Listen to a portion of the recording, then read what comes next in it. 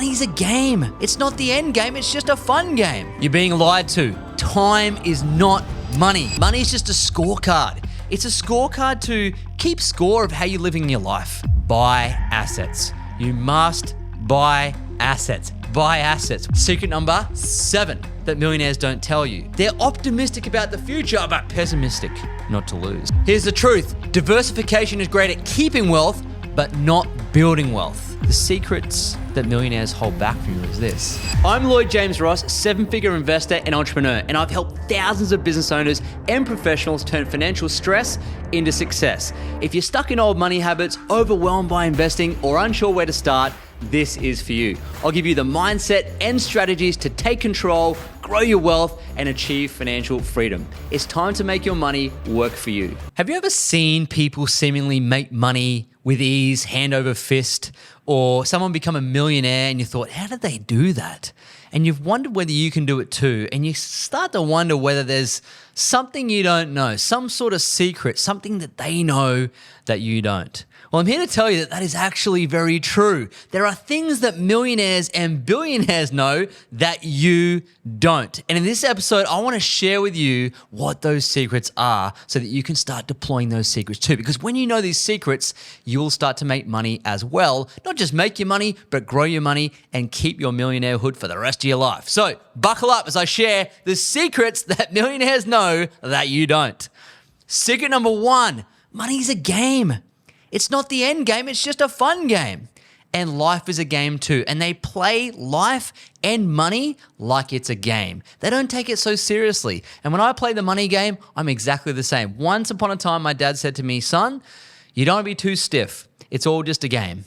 And so since that lesson, I've always just had fun playing the game of money. So you'll play a game better when you have fun. And just like what your parents taught you when you played board games, it's not whether you win or lose, but whether you have fun. And at the end of the day, we all lose because the king and the pawn on the chessboard go back into the same wooden box at the end of the game. And there's no difference when it comes to your money because we all end up 6 feet under, dead and buried. So if it's just a game and you can't take it with you, don't be so stiff about it. Start playing the money game like you would a board game. Have some fun. Secret number 2, there are rules to the game. And there are rules to win the game. So when you can have fun playing a game and there are also rules to win it, you've just got to know what the rules are. And guess what? The rules aren't new. They've been around for thousands and thousands of years. There are specific rules to the money game, such as underspend what you earn, invest the proceeds, be patient, give. It's not what you know, it's who you know. There are some specific rules to this game. So part of the process is to educate yourself, get around millionaires and learn the rules of the game. The beauty of the rules are they're not that difficult. They're simple, but they must be followed because if you don't follow the rules, you'll not get the same outcomes as millionaires. Secret number 3, money is just a scorecard. It's a scorecard to keep score of how you're living your life. So if you live your life with abundance and reciprocity and you give and you're kind and you work hard and you show up and all these annoying traits that you think don't matter, if you play life like that, then you'll see your money grow because money's a scorecard of how much value you give to the world.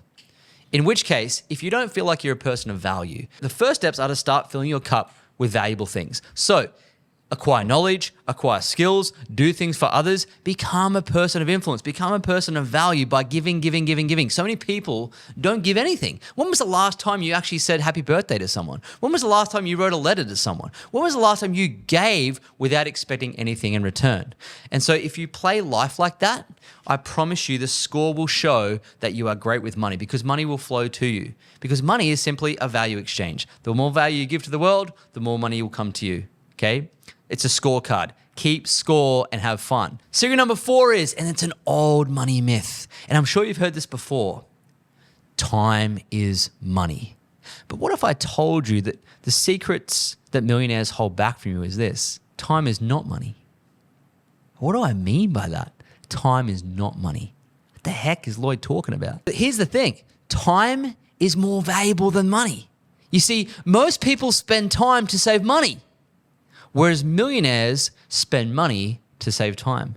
So if you want to become a millionaire, start putting your time above your money. Start delegating things below your hourly rate. Start to look at time as the currency and not money as the currency. Because at the end of the day, wealth is a matter of how you spend your time, who you spend it with, and what you spend it doing. After all, what's the point in having a Rolex if all it tells you is what time to be back from your lunch break? Secret number 5 that millionaires don't tell you. They don't diversify. You've probably heard this before. Diversify your investments. Diversify your assets. Buy multiple assets. And if you go to some sort of academic course or you do some sort of program when it comes to wealth, you will hear this a lot. And I heard it too when I went through university learning finance. I learned it through the CFA charter program. It is taught in a lot of schools. And it is taught that diversification is important to building wealth. But here's the truth. Diversification is great at keeping wealth, but it's not so great at building wealth. What do I mean by that? Let me give you an example. There's a saying that says, don't put all your eggs in one basket. And you may have grown up with your parents telling you that. Of course, if you have them all in one basket and you drop the basket, all the eggs break, okay? But Andrew Carnegie, who in the early 1900s was the richest man in the world, he actually owned US Steel, made the most steel in the world. He was from the Gilded Age, a titan of industry. And once upon a time, he and JP Morgan sat down and JP Morgan was one of the world's greatest bankers. And they were doing a deal. And Andrew Carnegie sold US Steel to JP Morgan for $400 million. And at that point in time, Andrew Carnegie became the wealthiest man in the world. And one of the lessons he taught and shared was that he said, put all your eggs in one basket, but watch that basket. Because that's how he became the wealthiest man in the world. He had one business, US Steel. He did one thing, he made steel. He didn't diversify. He focused his investments. And if you look at the likes of Mark Zuckerberg, of Jeff Bezos, of all these titans of industry in today's world, every single one of them had one thing. They put all their eggs into one business basket and they scoured the basket and they watched the basket. They still watch the basket. So the trick to this wealth game is don't diversify too early. Put all your eggs in one basket, but make sure you understand the basket, you understand the eggs, and you watch it very closely. Just quickly, if you're ready to take control of your finances but feel stuck on where to start, I have a solution. My book, Money Buys Happiness, simplifies investing and wealth building with practical steps to help you achieve financial peace. Get your copy via the link in the show notes and let's get your money working for you. Now back to the episode. Secret number 6 that millionaires don't share with you is this. They have high standards in all areas of their life. Meaning this, how you do one thing is how you do everything. So for example, if you're drastically overweight, it tells me that you don't have a great deal of discipline. Unless, of course, you're suffering from some medical condition. But it tells me you don't have a great deal of self-discipline. So when I want to do business with someone, I probably won't do business with someone who has no self-discipline, not to eat too much food. As an example, put all the hate in the comments. But it's a fact, right? And this is why when I want to do business with someone, I go and play golf with them. A buddy of mine said to me once, he's now a business partner, incidentally. He's one of our partners, one of our businesses. And I've known him for about 15 years. And why I got into business with him is because I've played golf with him. In fact, he taught me to play golf, which is cool. And I said to him, hey, why would I want to play golf?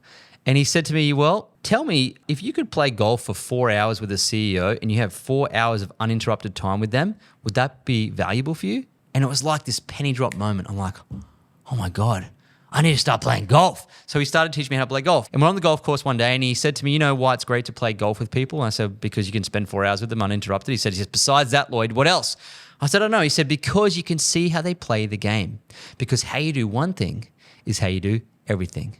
So if you play golf with them and they cheat, they lose their temper, they kick their ball to the hole instead of playing the hole, they aren't fair to others, they treat the groundskeepers with contempt and they're rude, all of these traits will come out on the golf course at some point because how you do one thing is how you do everything. So if you want to get into business with someone, go and play golf with them. Secret number 7 that millionaires don't tell you. They're optimistic about the future, but pessimistic not to lose. So you have to have a level of optimism and everything will be great. And also, oh my God, everything can also be not great. And it's this weird pull you have in both directions. So you can't just be a pessimist and a bear, but you got to be a bull. You got to be excited about the future. And you have to know that it's all going to work out, which is quite challenging sometimes. But someone once said to me, as a millionaire, if you want to be a millionaire, never bet on the end of the world. Because even if you're right, you'll never make any money. So be an eternal optimist. Just understand the world's going to get better and be better. And just understand too that we're living in the best time ever. So you're alive now watching this. You are now the ultimate human being because you've lasted all these generations all till today.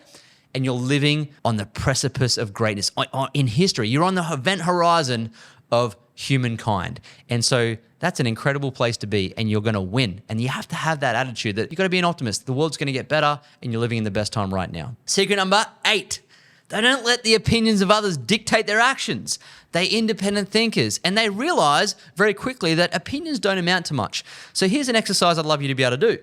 If you don't believe me that the opinions of others don't matter, then here's what I want you to do. I want you to go to the supermarket this weekend or today, and I want you to go and get your groceries. I want you to put your groceries into the trolley, as many as you can get, and go to the counter.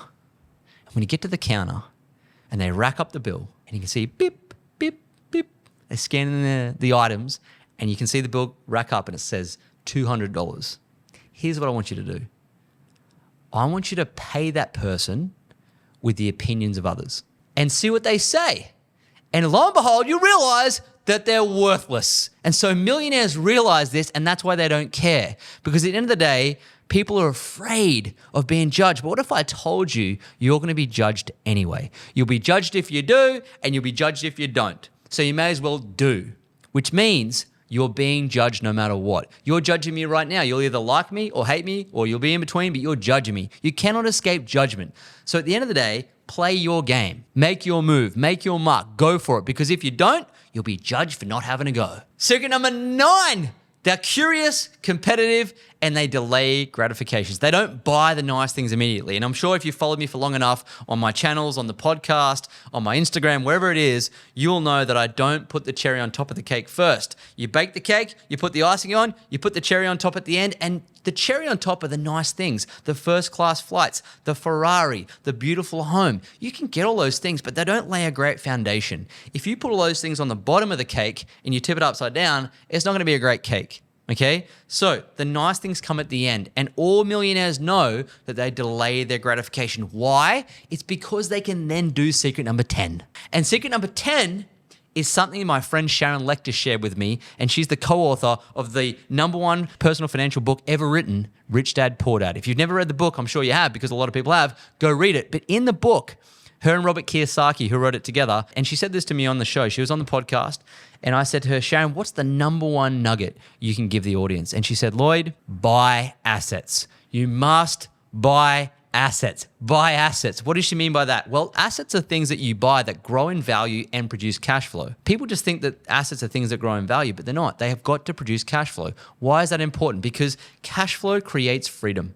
If you can invest some of your proceeds by delaying the nice things that you buy and buy assets like real estate, stocks, a small business that produce cash flow, you'll be able to develop financial freedom, which will allow you to scale to millionairehood and eventually billionairehood. Okay, so you must buy assets. Secret number 11 that millionaires don't share with you is this. Your network does determine your net worth. However, what they don't tell you is that you have to have 3 things when you build a network. You have to have the ability to talk to people and be around people. So that's networking. But you also have to have 2 other things to monetize the network. 1, you have to have some skills. You have to be a useful person to the person in the network. Otherwise, they're not going to give you an opportunity. And the second thing you need to go along with the network is you need to have a little bit of money. Because if you have a little bit of money, then you can actually exploit the opportunities that you're given. All right? So be someone who's useful. So have the skills, have a little bit of money ready to go, because when the opportunity arises, you need to execute it. And that's what amplifies a network. So if you're someone who wants to meet people and build your network, that's great. But what are you bringing to the table? Are you bringing skills or are you bringing bills? But you need one of the 2. Otherwise, you're not going to be a very effective person for them to network with either. All right? So your network does determine your net worth only if it comes with skills and bills. So there are 11 examples, real-world examples of what millionaires know that you don't, or certainly that you didn't, but now you do. So what are you going to do with these? you're going to take these secrets and you're going to start to deploy them. You're going to start using these secrets. Use them to your advantage. Use them every single day. Don't forget them. If you need to come back and listen to this episode again, do that. If you need to share this with your spouse, a friend, whatever it is, hit the share button and send them the link to this show so they can understand the secrets as well. Because when you understand the secrets and the rules of the game, you can also become a millionaire. And there's nothing I'd love more for you to do by watching our channel and listen to the show than to become a millionaire. Build the financial freedom you want. Go for it, because these secrets are now out, which means you can follow them. All right. So if you've enjoyed this episode, go check out another episode, hit the subscribe button and leave us a comment. Pop in the comments below. What is your favorite secret that you're going to deploy? And I'll see you in the next episode. Thanks for listening to Money Grows on Trees. If you enjoyed the episode, leave a 5-star review on Apple Podcasts and Spotify, and subscribe to us on YouTube so you never miss an episode. And if you're serious about building wealth, make sure to check out the links in the show notes and follow me on all social media platforms at Lloyd James Ross for more. See you in the next episode.